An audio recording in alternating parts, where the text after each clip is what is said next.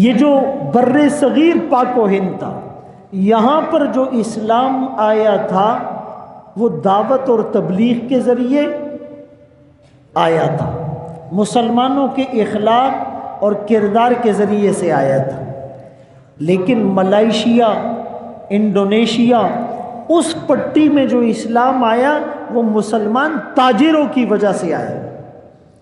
مسلمان تاجر تھے، وہاں کے بادشاہ نے ان سے کوئی چیز خریدی، بعد میں اس مسلمان تاجر کو خیال آیا کہ جو چیز میں نے فروخت کی ہے اس میں تو ایک عیب تھا، اور وہ عیب میں اسے بتانا بھول گیا۔ ہم لوگ تو جان بوجھ کر عیب چھپاتے ہیں انٹینشلی، کہ بھائی اس کو پتہ نہ چل جائے، پھر یہ خریدے گا نہیں، پھر یہ اچھی قیمت نہیں لگائے گا، پھر میرا مال رہ جائے گا۔ ہم تو جان بوجھ کر اس کو چھپاتے ہیں اور اس کے اوپر کوئی دوسرا ٹیگ لگاتے ہیں۔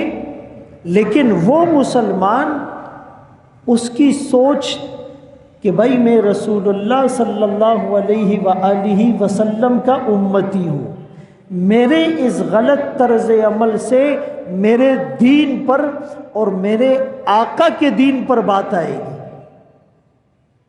اسی لیے وہ فوراً تلاش کر کے گئے اور اس آدمی کو کہا، ان کو پتہ نہیں کہ یہ اس علاقے کا بڑا ہے، کہ میں نے جو چیز آپ پر فروخت کی تھی اس کے اندر ایک عیب تھا، وہ عیب بتانا آپ کو بھول گیا۔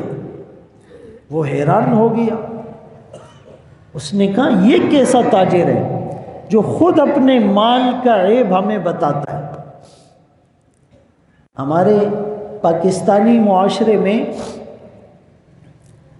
ہم اسی لیے سیلز مین رکھتے ہیں، بروکر رکھتے ہیں، دلال رکھتے ہیں، کمیشن ایجنٹ رکھتے ہیں، مارکیٹنگ کے اندر لوگ رکھتے ہیں، کہ وہ عیب چھپا کر اور حد سے زیادہ تعریف کر کے، جھوٹی تعریفات کر کے ہمارا مال مہنگے داموں بکوا دے۔